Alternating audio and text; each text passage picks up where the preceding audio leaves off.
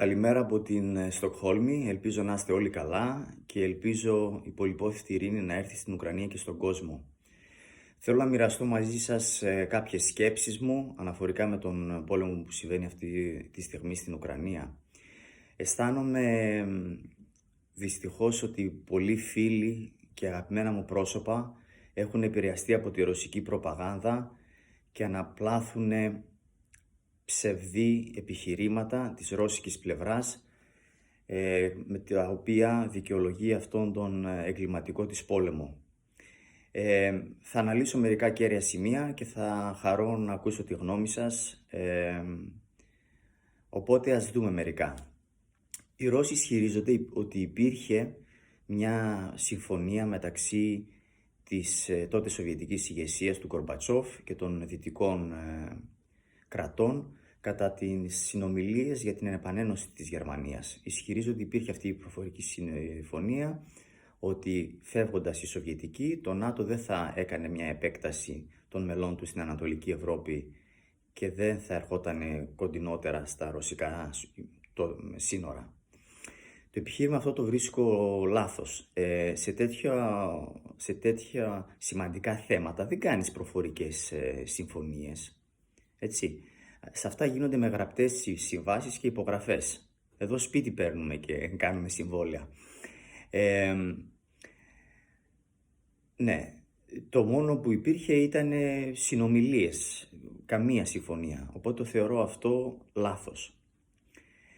Το δεύτερο σημείο, το οποίο αξίζει την προσοχή μας, είναι ότι, όπως ισχυρίζεται η Ρωσία, η Ανατολική Ουκρανία είναι ρωσόφωνη, καταπιέζεται από τους Ουκρανούς και οι πολίτες αυτούς αγωνιούν να επανενωθούν με τη μητέρα Ρωσία. Αυτό είναι μέγα ψέμα της ρωσικής προπαγάνδας. Είναι αλήθεια ότι μεγάλα μέρη της Ουκρανίας, όχι μόνο στην Ανατολική αλλά και στην Νότια και Κεντρική Ουκρανία, οι άνθρωποι είναι δίγλωσσοι, μιλούν και ρώσικα και ουκρανικά. Κυρίως όμως στο σπίτι, με τους οικείους τους, από ό,τι έχω καταλάβει εγώ, έχοντας ταξιδέψει στην Ουκρανία και έχοντας δεκάδες φίλους και γνωστούς, μιλούν τη ρωσική γλώσσα, έτσι. Η ρωσική γλώσσα όμως δεν είναι κάτι ξένο, είναι μέρος της ουκρανικής ταυτότητας και του ουκρανικού πολιτισμού. Είναι, ας πούμε, σαν να λέει η Γερμανία ότι επειδή οι Αυστριακοί μιλάνε γερμανικά έχει το δικαίωμα να τους καταλάβει, ή να πάει η Ισπανία πίσω στη Λατινική Αμερική και να πει τους Αργεντίνους, τους Ουρουγουάνους και τους Περουάνους ότι μιλάτε Ισπανικά και θα είστε μέρος της νέας μου αυτοκρατορίας. Είναι φασιστικό όλο αυτό. Επίσης, οι ρωσόφωνοι πολίτες ζούσαν ευτυχισμένα μαζί με άλλους λαούς, όπως και τους Έλληνες στην Ουκρανία, χωρίς κανένα πρόβλημα, μέχρι να αναμειχθεί η Ρωσία με πράκτορες, να κάνει δολιοφθορές και να υποκινήσει τον εμφύλιο πόλεμο, τη διχόνοια και τον τρόμο. Όλα αυτά τα έκανε με σκοπό να διαμελήσει και να καταλάβει την Ουκρανία, όπως έκανε και σε άλλες γειτονικές και πρώην συμμαχικές της χώρες, όπως τη Γεωργία. Αν πάμε λίγο πιο πίσω, θα δούμε πως το 2004 οι Ρώσοι νοθεύσανε τις εκλογές με πράκτορες. Όπως θυμάστε, δηλητηριάσανε τον πρόεδρο Γιούσενκο της Ουκρανίας με πολώνιο και του έλειωσανε το πρόσωπο. Αυτές είναι οι άγριες και τρομακτικές τους πρακτικές. Υπήρξε δημοψήφισμα επίσης στην Ουκρανία το 1992 κατά τη διάλυση της Σοβιετικής Ένωσης, στην οποία το 91% των Ουκρανών ψήφισε για την απόσχηση, ήθελαν ξεχωριστό κράτος. Και οι ρωσόφωνοι ψήφισαν στο ίδιο ποσοστό, ακόμα και στη φιλορωσική μέσα σε εισαγωγικά Κριμαία, το 55% των πολιτών ψήφισε υπέρ της απόσχησης. Τώρα, το επόμενο επιχείρημα, ότι η Ουκρανία είναι ένα ναζιστικό καθεστώς. Αυτό είναι ίσως ένα από τα πιο σοβαρά ψευδοεπιχειρήματα της ρωσικής προπαγάνδας. Υπάρχουν ναζί στην Ουκρανία? Ναι, δυστυχώς υπάρχουν εθνικιστές, φασίστες και ναζί στην Ουκρανία, όπως υπάρχουν στις περισσότερες χώρες. Στην Ουκρανία αυτό είναι ίσως αποτέλεσμα των σοβιετικών καταπιέσεων και εγκλημάτων κατά την περίοδο της Σοβιετικής Ένωσης, όπως το γνωστό η γνωστή γενοκτονία που υπέστη ο Ουκρανικός λαός, Χολομόντορ, όπου επί των Λένιν συνειδητά και εσκεμμένα προέβησαν οι σοβιετικές αρχές λοιμό. Στέρισαν από τους Ουκρανούς τρόφιμα και εκατομμύρια πεθάναν από πείνα. Τώρα, ας δούμε ένα παράδειγμα με την πατρίδα μας στην Ελλάδα. Πριν μερικά χρόνια το ναζιστικό μόρφωμα η Χρυσή Αυγή ήταν τρίτο. Και αφού οδηγήθηκε σε διάλυση, μεγάλο μέρος των υποστηρικτών και της ατζέντα της έχει εισχωρήσει στο κυβερνών κόμμα. Είναι η Ελλάδα ναζιστικό κράτος? Ας το αναλογιστούμε αυτό.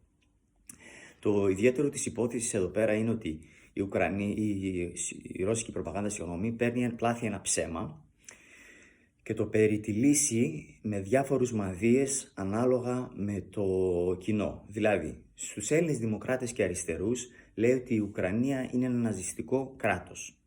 Στους Έλληνες, γιατί είναι ευαίσθητοι σε αυτό το θέμα του ναζισμού, στους Έλληνες εθνικιστές και συντηρητικούς λέει ότι η Ουκρανία είναι ένα κράτος πιόνι των Εβραίων. Ξέρετε, οι Εβραίοι ήταν από παλιά εξηλαστήρια θύματα από την εποχή του Τσάρου. Όταν η Ρωσία δεν πήγαινε καλά, φταίγαν οι Εβραίοι. Οπότε πρέπει να είμαστε πολύ προσεκτικοί σε αυτό το θέμα. Μια παρένθεση, είπα για τον ρωσόφωνο πληθυσμό νωρίτερα και από ό,τι βλέπουμε στις μάχες που εξελίσσονται, οι ρωσόφωνοι πολίτες της Ουκρανίας μάχονται στεναρά, με αυταπάρνηση, φτιάχνοντας αυτοσχέδια όπλα και μηχανισμούς τον ρωσικό στρατό εισβολής. Σε παντελώς καμία ουκρανική πόλη δεν τους έχουν δεχτεί ως απελευθερωτές και αυτό δείχνει πραγματικά το πόσο φιλόρωσοι ή το πόσο Ουκρανοί πατριώτες είναι. Το επόμενο σημείο που θέλω να εστιάσω είναι στην μείωση της αξιοπιστίας του Προέδρου της Ουκρανίας, Βολοντζίμιρ Ζελένσκι. Όπως γνωρίζουμε, ο κύριος Ζελένσκι είναι ηθοποιός. Έχει εργαστεί πολλά χρόνια επιτυχημένα στη Ρωσία. Ο Ουκρανικός λαός τον εξέλεξε διότι είχε συγχαθεί τους ολιγάρχες, ληστές και κλέφτες που ήταν στην εξουσία και πολλοί από τους οποίους είχαν σχέσεις, ήταν πιόνια μπορούμε να πούμε, της Ρωσίας. Τον κατηγορούν ότι είναι ακόμα και ναρκωλικός.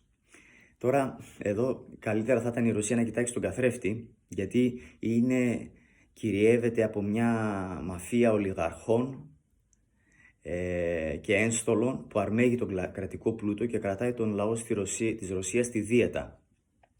Ο καημένος ρώσικος λαός δέχεται καταπίεση και πνίγει τα προβλήματά του, όπως πολλοί ξέρουμε, στο μπουκάλι, αλλά και στην ευρεία χρήση ναρκωτικών ουσιών. Δυστυχώς, βάσει στατιστικής, το 1 τρίτο της παγκόσμιας παραγωγής ηρωίνης καταναλώνεται στη Ρωσία, των 145-150 εκατομμύριων ανθρώπων. Όλα αυτά είναι μερικά σημεία της ρωσικής προπαγάνδας που μας επηρεάζει. Θα πρέπει να σκεφτούμε εμείς το σωστό, γιατί η χώρα μας έχει μια φιλήρινη πολιτική. Δεν θέλουμε τους πολέμους, δεν θέλουμε τις επεκτάσεις από αδίστακτα καθεστώτα. Και δεν πρέπει να κρατάμε ίσες αποστάσεις.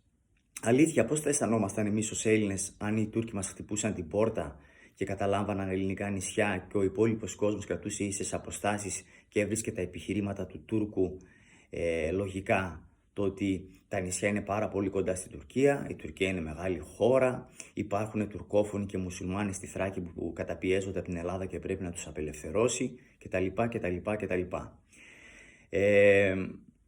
Περιμένω τα σχόλιά σας. Σε ένα δεύτερο βίντεο θα αναλύσω κάποια παρόμοια παραδείγματα, τις σχέσεις του ΝΑΤΟ με την Ρωσία, το ρόλο του ΝΑΤΟ, τον διαμελισμό και τον εμφύλιο στη Ιουγκοσλαβία, την εισβολή και κατοχή της Κύπρου, γιατί και εκεί αισθάνομαι ότι παρομοιάζουμε ανώμια πράγματα λαθασμένα. Σας ευχαριστώ, να είστε καλά.